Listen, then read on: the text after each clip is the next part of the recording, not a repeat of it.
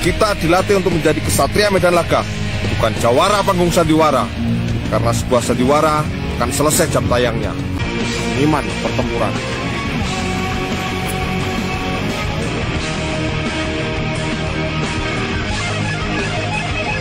Hanya jiwa-jiwa yang penuh keinsapan yang akan menggerakkan jempolnya untuk segera like and subscribe kepada channel YouTube Seniman Pertempuran. Combat.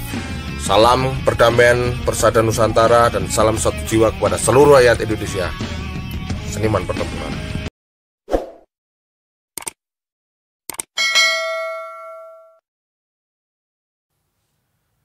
Assalamualaikum, salam hormat, selamat siang, salam satu jiwa Seniman Pertempuran. Akhir-akhir ini kita lihat, mungkin tidak hanya akhir-akhir ini, mungkin dari beberapa waktu yang lalu banyak terjadi di kota-kota kecil maupun kota-kota besar adanya tentara gadungan yang ketangkap, tentara gadungan ataupun polisi gadungan. Ada sisi positif dan sisi negatif. Sisi positifnya mungkin karena pemuda ataupun rakyat Indonesia tersebut dulu bercita-cita ingin menjadi tentara atau polisi, kemudian bangga dan merasa mencintai pekerjaan sebagai seorang tentara atau polisi yang melambangkan sebuah sosok yang gagah, yang pantang menyerah, dan yang sempurna istilahnya, memiliki postur ideal. Akan tetapi kebanyakan kalau kita menjumpai di medsos itu banyak yang menyalahgunakan, jadi menyamar menjadi tentara ataupun polisi gadungan itu hanya untuk modus, untuk tujuan-tujuan tertentu, entah itu untuk biar sangar atau untuk menarik perhatian lawan jenis dan lain sebagainya. Ini ada yang lebih gila lagi, jadi ada polisi gadungan ini, polisi gadungan nyamar jadi polisi lalu lintas, nilang. Yang dia apesnya, yang ditilang itu bukan orang sipil tapi anggota TNI, 2 anggota TNI.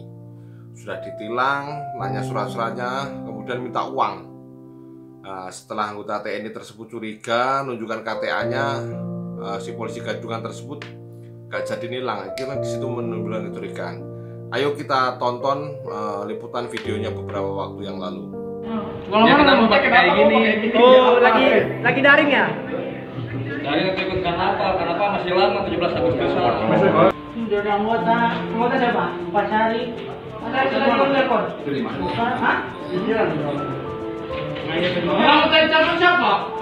Itu polisi juga. Iya. Anggota IPT anak kecil lagi ya. Dari kantor saya diminta uang, saya disuruh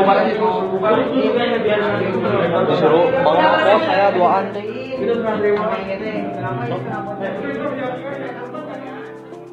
Berapa itu? Kenapa? Saya baru 17. Aduh, di mana Pak? Sudah ada anggota siapa? Pak Sari.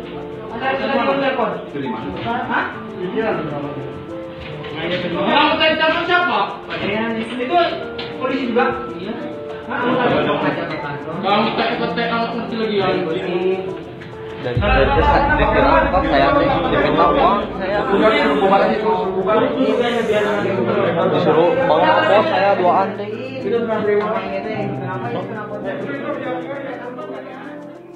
Berapa itu? Kenapa?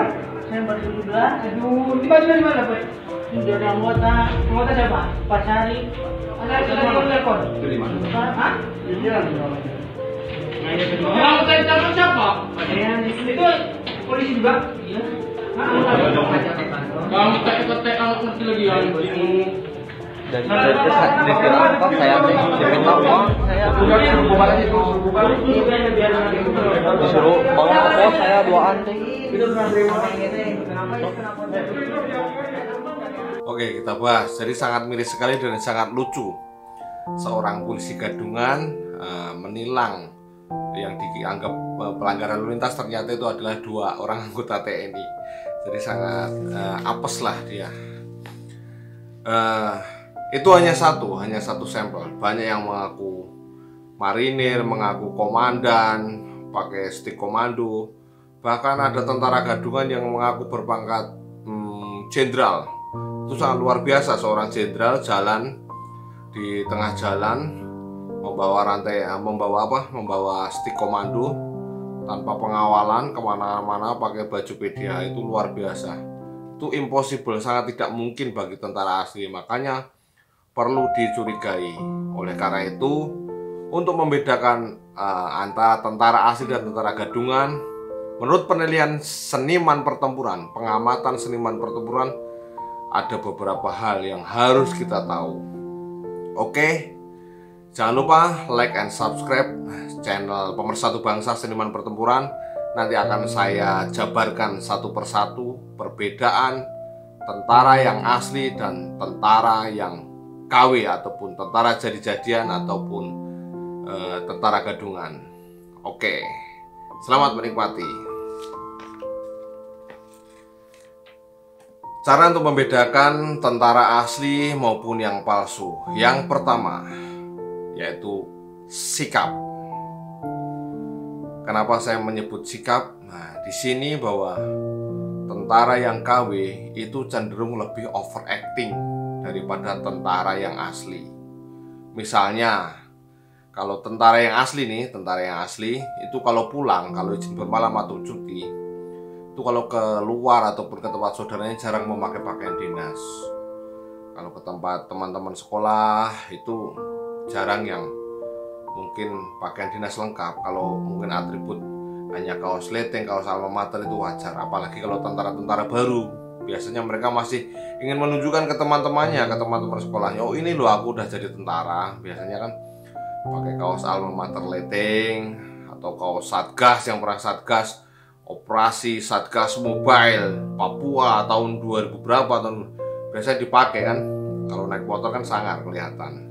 Nah itu tentara-tentara baru, itu tentara-tentara muda. Kalau udah senior itu cenderung soft alias kalem, karena orientasinya sudah persatuan dan perdamaian, tidak lagi yang seperti itu yang selalu semangatnya menggelegar, menunjukkan kepada kanan kiri, ini loh saya Indonesian Army ya, seperti itu. Jadi kalau tentara gadungan itu biasanya kemana-mana selalu memakai pakaian lengkap, dan pakaiannya pun kalau yang kami nih tentara asli itu bisa langsung mengetahui ini gadungan apa tidak, karena kadang-kadang gak nyambung antara nama brevet kemudian baret yang dipakai. Misalnya baretnya Kostrad, kok brevetnya infanteri biasa dan lain sebagainya, kan nggak nyambung. Jadi cepet aja ditangkap. Kalau kami tentara asli bisa membedakan. Kemudian tentara palsu itu biasanya kalau kenalan orang baru itu ceritanya yang berlebihan. Misalnya mungkin pangkatnya baru junior tapi udah cerita perang berkali-kali, udah operasi ke inilah. Nah itu perlu dicurigai. Ini kapan mereka berangkatnya, kapan dia tugasnya. Kemudian kalau mereka menceritakan bahwa dinasnya di salah satu satuan militer tertentu lah, rekan-rekannya diceritain itu langsung inisiatif tuning, diingat-ingat, kemudian di browsing, buka Google. Oh, batalion ini posisinya di mana, satuan ini letaknya di mana, kira-kira saat ini sedang diombus atau sedang tugas operasi. Kalau sedang tugas operasi, kenapa anak ini yang ngaku tentara anggota dari satuan ini kenapa ada di tempat ini, kan perlu dicurigai. Itu yang pertama. Kemudian terkadang tentara-tentara gadungan itu sering menunjukkan bawa pistol, entah itu pistol korek, entah itu air gun, airsoft gun, ataupun sesuatu yang mirip senjata lah, mirip pistol, menunjukkan bahwa dia bawa senjata, berarti tentara asli. Padahal yang tentara asli itu tidak akan mungkin bawa seperti itu, karena kita masalah senjata itu tercatat dengan jelas di gudang. Jadi nggak bisa kemana-mana bawa senjata kecuali tugas khusus. Jadi itu. Kemudian untuk potong rambut itu hampir sama ya, karena ini mungkin sekarang sudah bukan trennya tentara lagi, karena mungkin di luar juga banyak yang potongan 012. Akan tetapi kalau tentara asli tetap bisa membedakan mana ini yang anggota tentara batalion, mana yang anggota kodim, mana yang anggota polisi, mana yang brimob, mana yang angkatan udara, mana yang angkatan laut. Kita itu tahu dari potongan rambut aja tahu. Kemudian yang kedua masalah tutur kata. tutur kata ataupun ucapan untuk membedakan antara tentara asli maupun tentara palsu. Ini harus dihafalkan.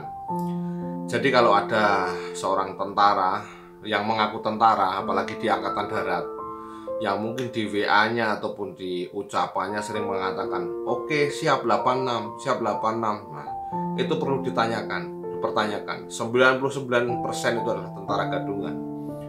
Di TNI itu tidak pernah mengenal kata 86. 86 itu hanya serial di TV karena itu bahasa dari kepolisian. 86. Kalau di TNI nggak mengenal itu.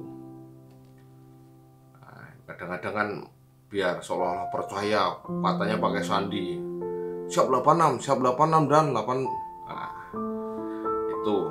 Kemudian bahasa tentara dengan bahasa polisi itu beda. Kalau mungkin polisi mungkin komunikasi dengan komandannya siap perintah, seperti itu kepolisian. Kalau di tentara itu tidak seperti itu. Izin petunjuk. Bedanya seperti itu. Terus penyebutan bahasa-bahasa tentang kemiliteran, tentang persenjataan juga berbeda antara militer dan kepolisian.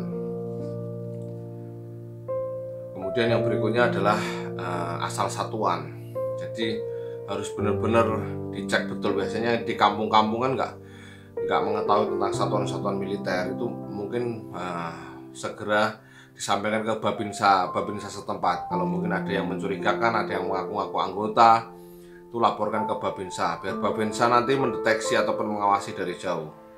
Jangan sempat oknum tentara gadungan tersebut mungkin ngakunya yang pasukan elit, mungkin dari Kopassus, ternyata privatnya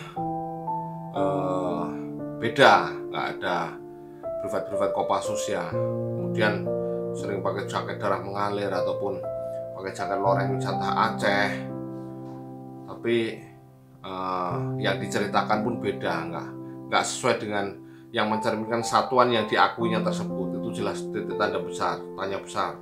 Itu nanti orang Koramil akan tahu. Kemudian kartu tanda anggota itu sama ya, darat, laut, udara itu sama, dan itu hanya kita yang tahu. Mungkin KTA bisa dipalsu, tapi di situ kan ada kode-kodenya. Itu yang hanya tentara asli yang tahu. Mungkin umurnya ini kok NRP-nya ini kan sangat jauh melenceng. Itu kalau di Koramil nanti ketahuan. Kemudian kalau seorang prajurit itu mungkin berada di suatu tempat, pasti dia membawa surat jalan dari kesatuannya. Mungkin kalau KTA dia bisa palsu bawa, tapi kalau surat izin jalan itu kemungkinan tidak bisa dipalsukan karena tiap-tiap satuan berbeda.